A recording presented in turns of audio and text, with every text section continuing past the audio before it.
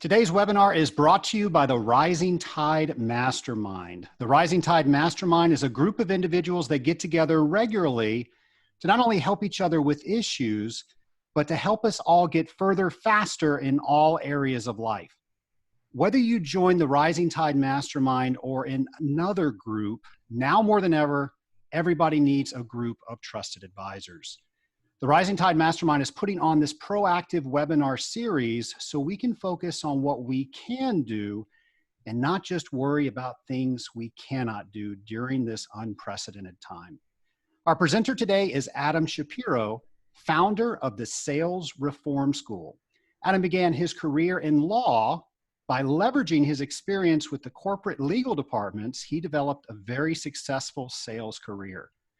In 2004, Adam founded the Sales Reform School, a sales consulting company that educates in three areas: sales process, sales messaging, and sales behavior. Welcome, Adam. Thanks, Trace. For those of you who are seeing my face for the first time, I did share with Trace that this is the second time in a month I've put a collared shirt on. So we got a nice laugh out of that. These are interesting times.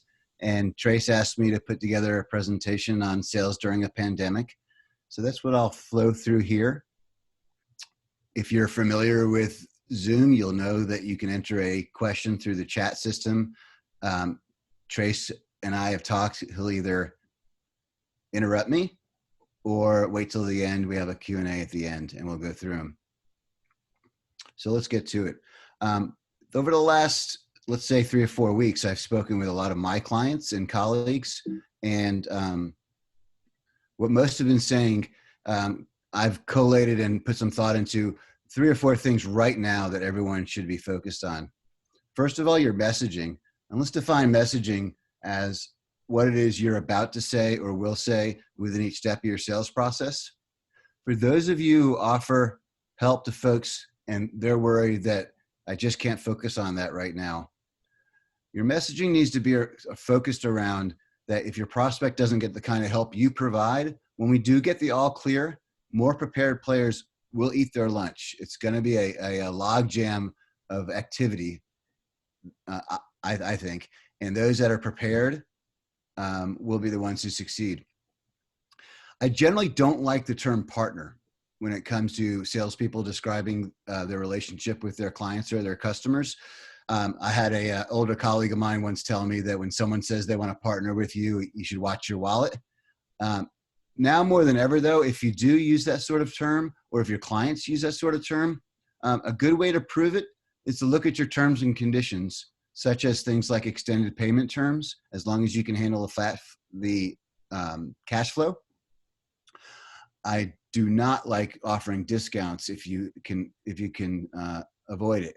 One reason is oftentimes customers will look at discounts today as ceilings tomorrow, as the top point where as defining your relationship. Lastly, if you provide any sort of advice, brain power service, consulting, things like that, or if you have insights now or generally that your market tends to benefit from, offer some of it free for now. Get those conversations going.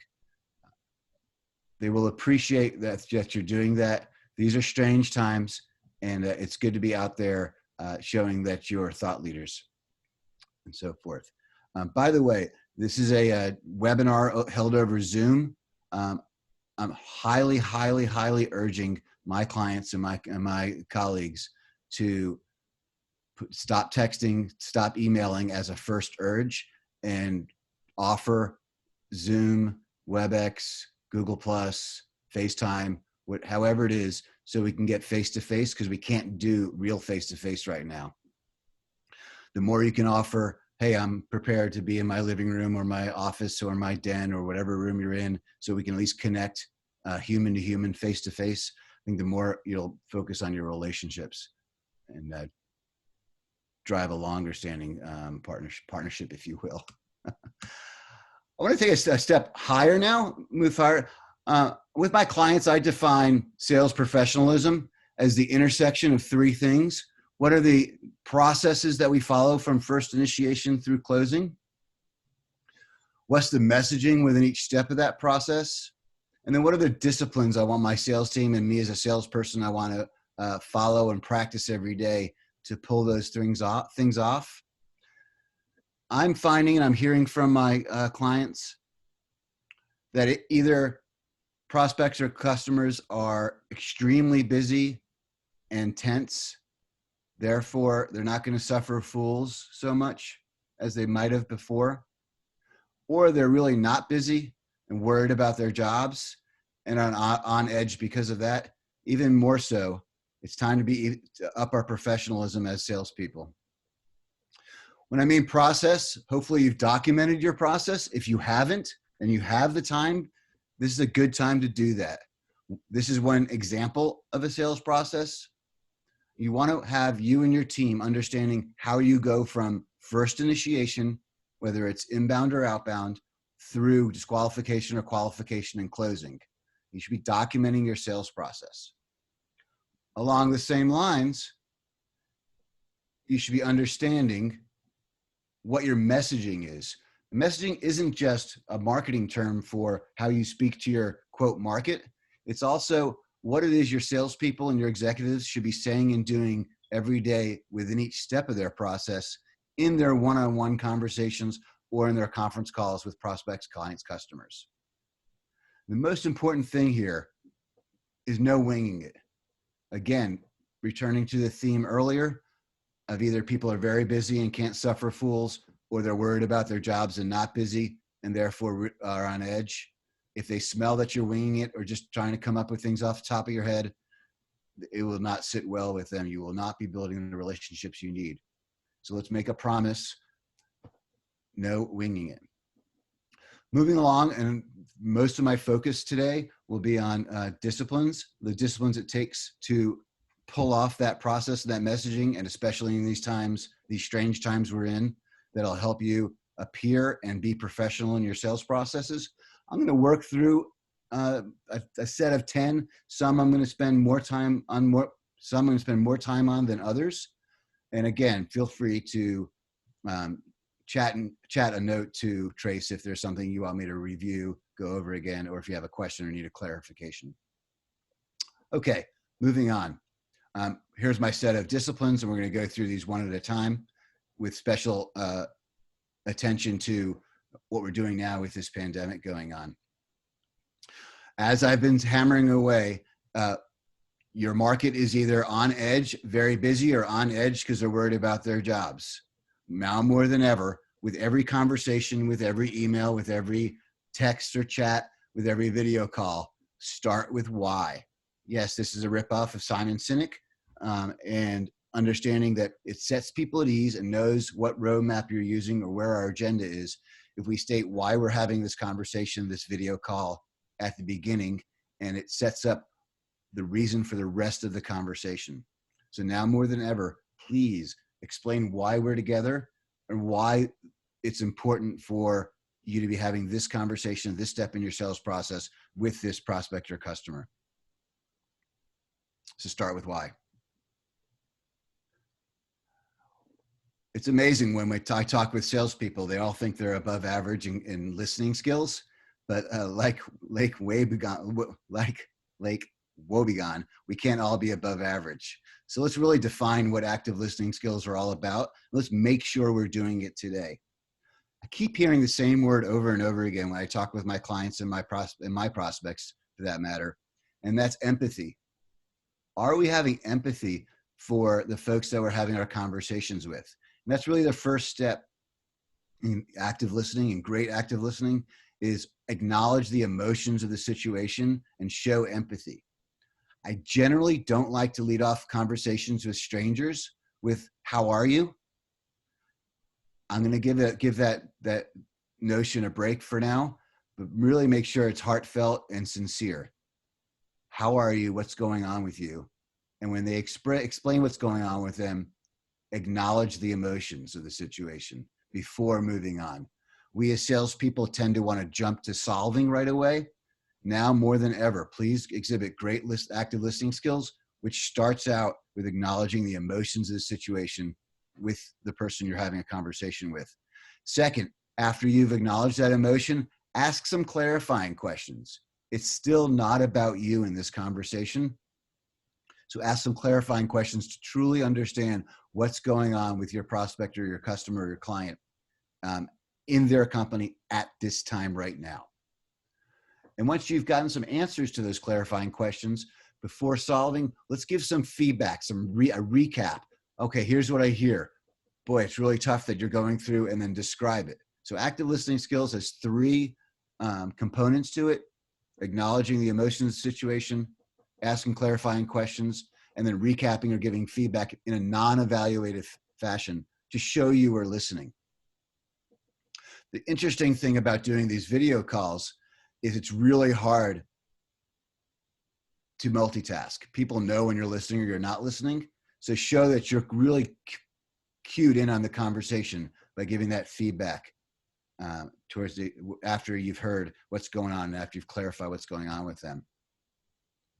Having said that, when I started my sales career, an older gentleman said to me after a break during a sales call, he said, "Adam, the Lord gave you 2 ears and 1 mouth. Let's use them in that proportion." What he was really saying was, let's just shut up for a while once we ask our questions. I want to refine that somewhat and add that we all need to add extra pauses in our conversations. If you're used to doing face-to-face conversations, oftentimes there's a give and take. Perhaps you and your conversation buddy are interrupting each other, and that's a good thing. You're okay with it. And if they're hard charging, you're hard charging.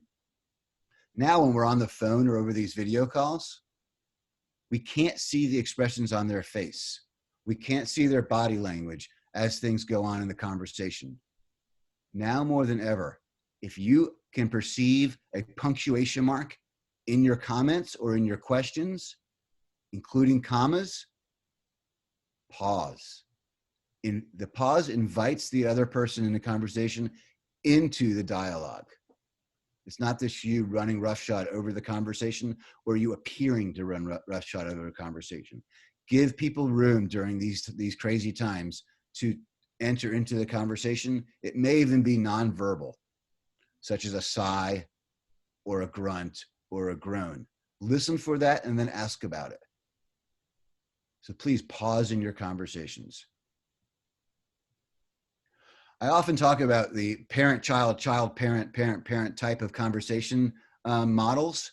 What I mean by that is in your conversations, are you more like the Terminator who pauses, I'll allow that, or Napoleon Dynamite?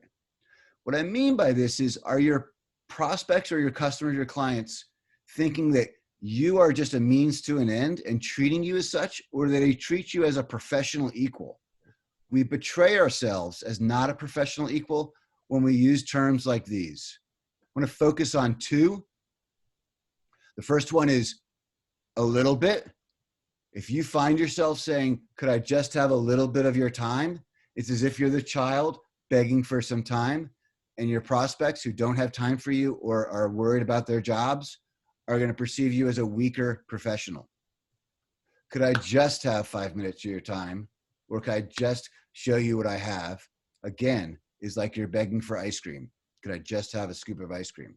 Be careful with that now. They betray you as either a professional or a non-professional. I'll also add the frankly, believe me, to be honest. Again, there's already a healthy skepticism about salespeople or people who are taking on sales roles. When you say frankly, believe me, to be honest or honestly, imagine in your head, in the person you're talking to's head, them saying, "Well, have they always been frank or believable or honest with me?" Again, these terms, these words betray who you are in your relationship, in your sales relationships. Let's keep it on a professional level. Moving on, we already talked about questions as part of the active listening discipline. And again, now more than ever, we want to ask those clarifying questions or ask questions rather than boasting about who we are. So rather than make statements, I'd rather you ask questions, again, to get the conversation going.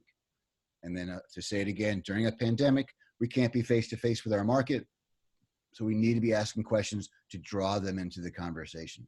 By the way, this is already killing me, having talked now for about 15 minutes, that I can't pause unless someone interrupts. So Trace, I'm going to take a moment right now. I'm going to take a drink of water. Are there any questions so far?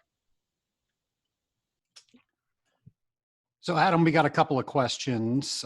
So one of the questions was, some companies are not allowing people to Zoom because of security issues. So what should we do about that?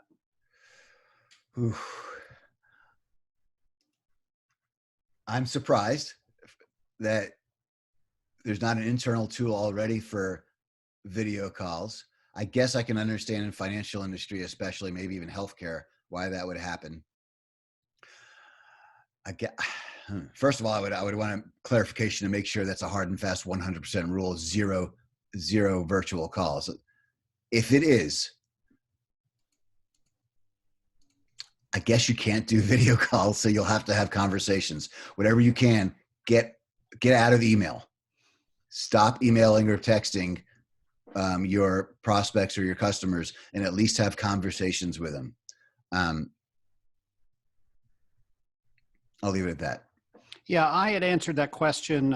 We use Zoom quite a bit here, and in the last 24 hours, we received 2 security updates on software with Zoom. So I think they're aware of that and they're working on it. They're also putting some measures where some of the defaults are you have to go into a waiting room first, or you have to have a password first. So they're aware of it and they're working on it. So hopefully we'll see some resolve. Trace, in my sales career, I was always better at managing down than managing up. So I would be the person who every day would be asking, "Can we use Zoom yet? Can we use Zoom yet?" That if you have a strong position within your organization, that may be something you need to do to make sure yesterday's news hasn't changed. So squeaky wheel gets the grease, is what you're saying. I'll take the 5th on that. In the very beginning, you said not to use the word partner. What's an alternative that you recommend to that word? I would just get to the meat of what you're trying to say. So instead of saying, "Hey, we really want to partner with you. Here's some things we're thinking about," just go ahead and say, "Hey, here's some things we're thinking about." There are times where the words that come out of our mouth are merely filler while we're thinking of the next thing to say. So consider whether you saying, "I really want to partner with you on that," is just filler, whether you can get rid of that. It always reminds me of one of my favorite books on writing called The Elements of Style by Strunk and White. Bonus points, E.B. White wrote Charlotte's Web. His first rule is avoid needless words. There you go. Adam, I think we cleared the board on questions. I'm sure we'll have some more come in. And if you have questions, please put them in the question and answer section. We'll get those answered for you. And thanks for letting me take a break and get a sip of water. Okay, so we talked about questions, not statements, as a way to invite others into the conversation. There are times where you do want to make a statement. So if you're going to make a statement, I want them to be of one of 2 types. I want them to be a trust-building, success story type, testimonial type statement. That's the who part. In other words, it's not just me saying we're great. It's our customers, such as these types of people who needed the following, and we provide it with them, who like us. Or, and I'm not cursing here, I'm offering up metrics, or it's a metric. During this time of the pandemic, we're still maintaining our 96% customer service rating. We're still delivering 99.5% on time. We're still moving hundreds of thousands of dollars through our systems, or whatever it is. So again, if you're going to make a statement to show why your prospect or your client or customer should believe in you or believe you, make it that someone else has said it, or throw a metric on it. I'm going to move to the next set, which is, but we talked about trust with the last discipline. More so than ever, we build trust through our stories. One of the Coveys, I think it was Junior, said that trust is sincerity plus competence. And how do we prove we're competent? We do that through our stories. What sort of stories am I referring to? Do your prospects and your customers and your clients know your founding story, or how you as an individual or your division got to where it is today? The next 4 I want to talk about together. The success story we mentioned is part of building trust.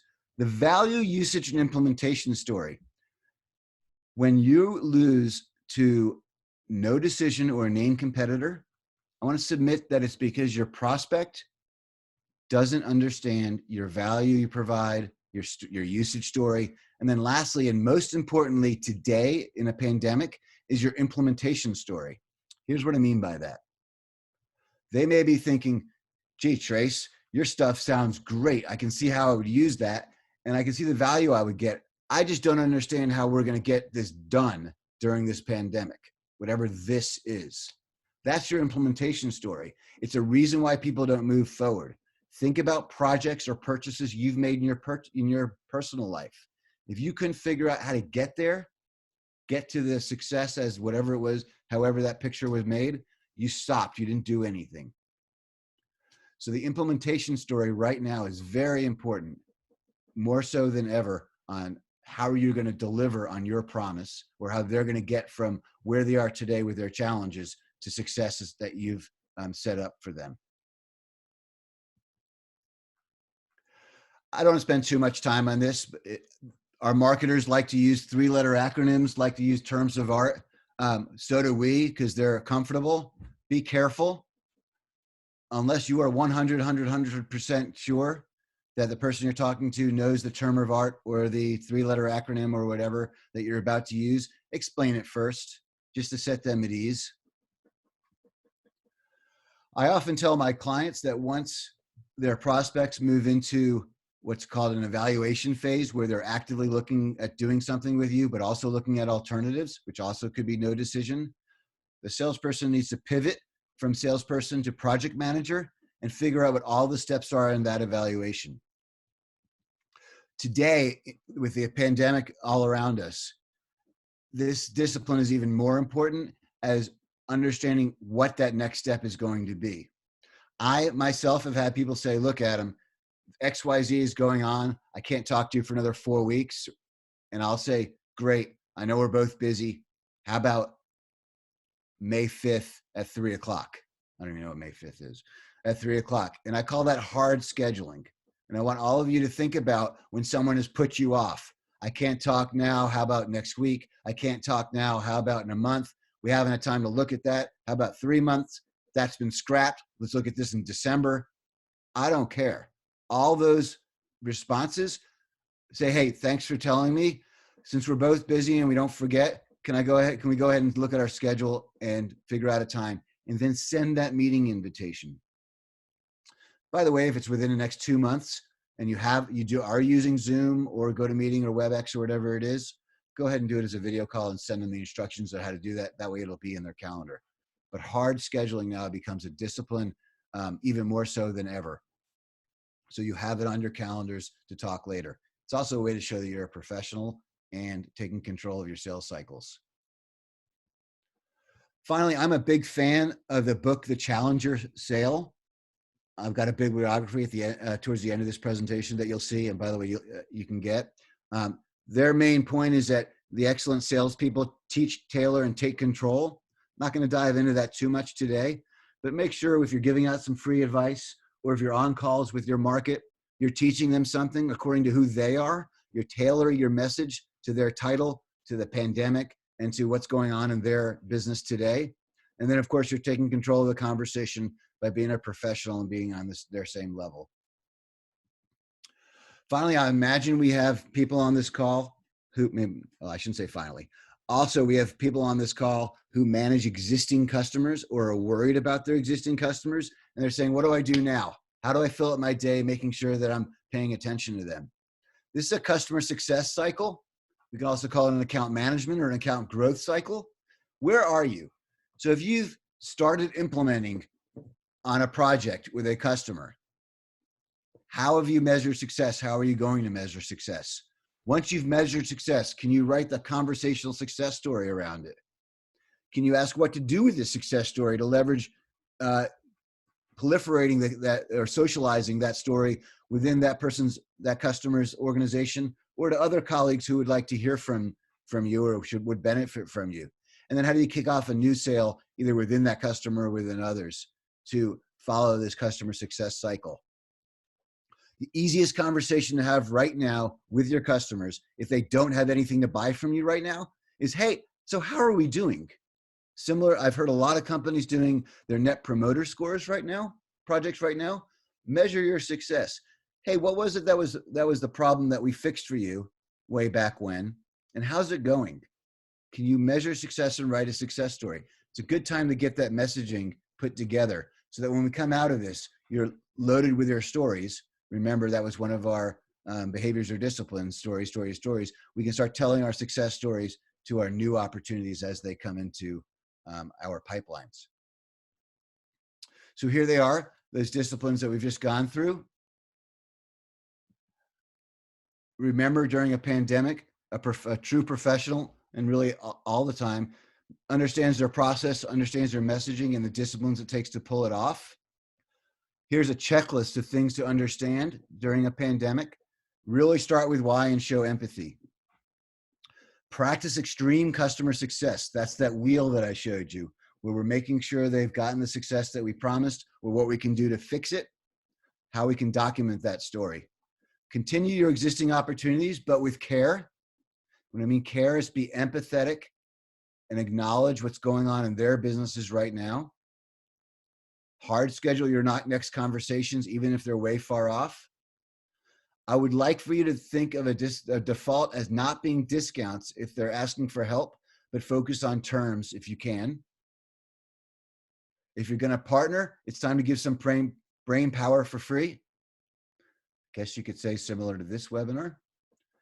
Catch up on your CRM. If those of you who have CRMs that you're using, for those of you who are actually salespeople, this is a good time for CYA.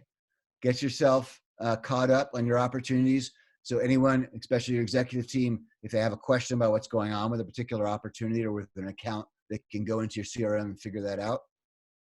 Let's have no cowboy processes. Check with your managers, check with your management if you have new ideas. And by the way, I think this is the time to bring up new ideas. You could be the genius that helps everybody out. So no cowboy processes, but do socialize within your companies and what you think we could do today. If times are slow right now, let's document some processes and messaging. I mentioned one big one, that success story. I mentioned another, the implementation story. And then take time to study your craft and draft your playbook 1.0. When I say study your craft, here's one example of a bibliography. I've mentioned a few of these already. These have helped me in my career. And pardon me for my self-serving last bullet. Trace, do we have any more questions? Sure, a couple have come in. So somebody wants to know, prospecting right now, is that something we should be doing? If we don't have a relationship with them, is now a good time to start?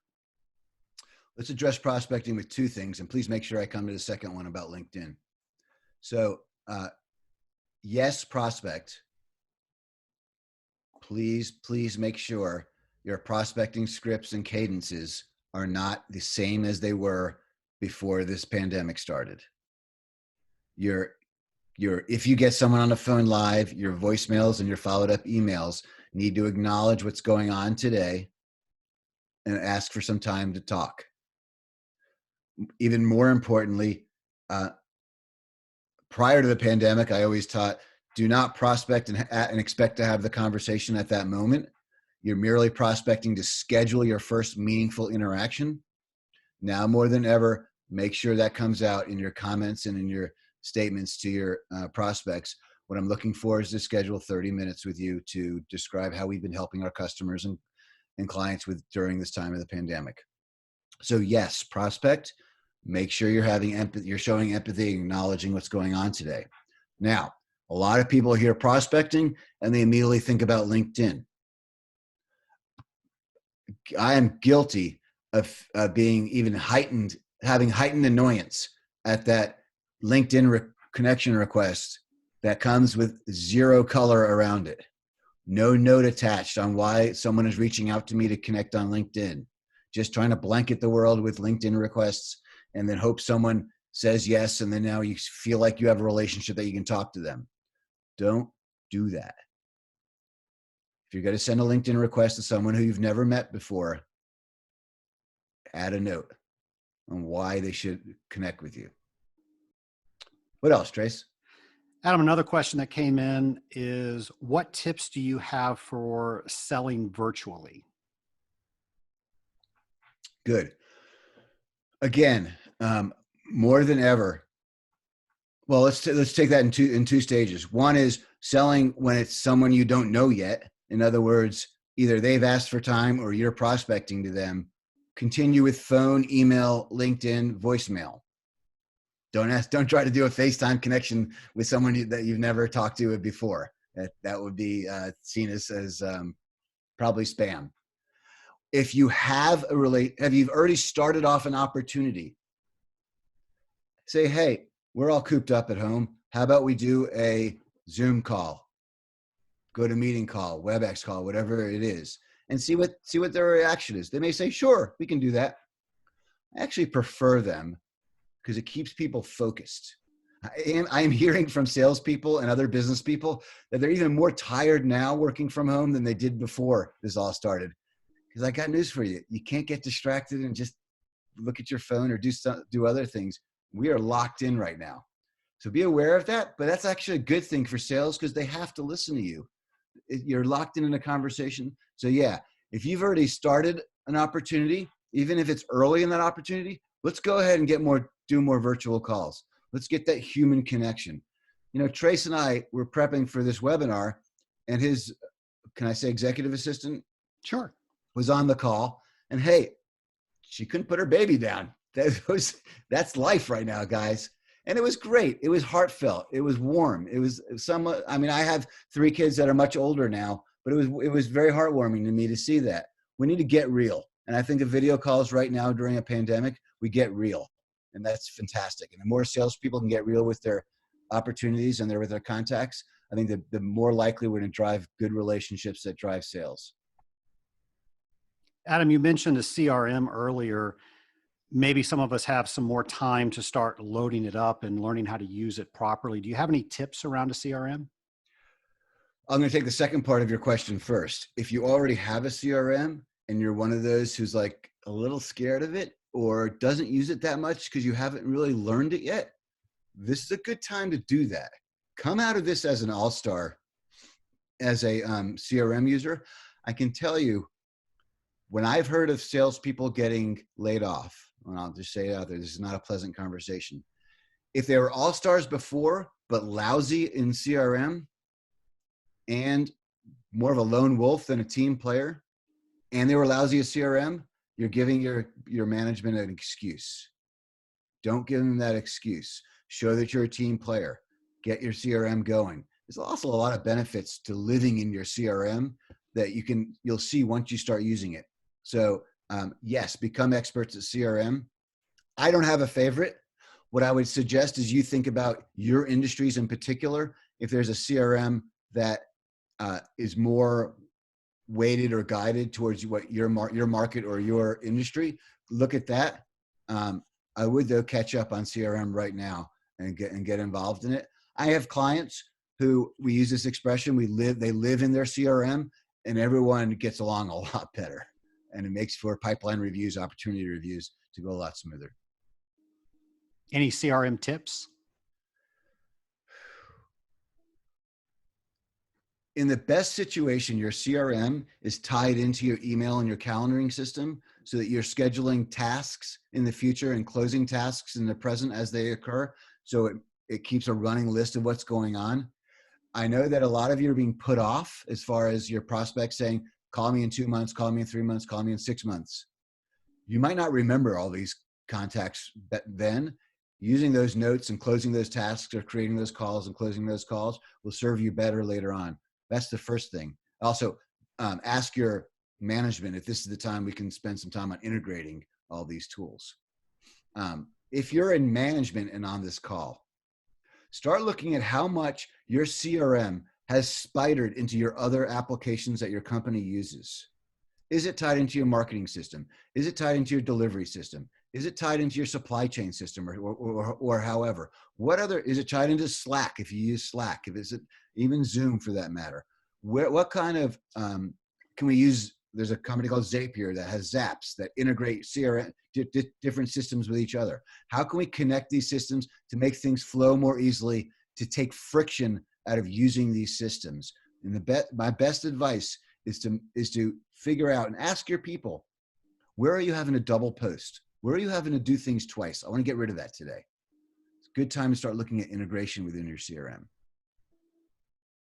Well, Adam, we'll take one more question, and then we're going to go ahead and end this webinar, and then everybody in the Rising Tide Mastermind, we're going to get back on another call and they can ask their questions personally. But the last question, what do you think this pandemic has changed in reference to sales that we're going to continue to see in the future?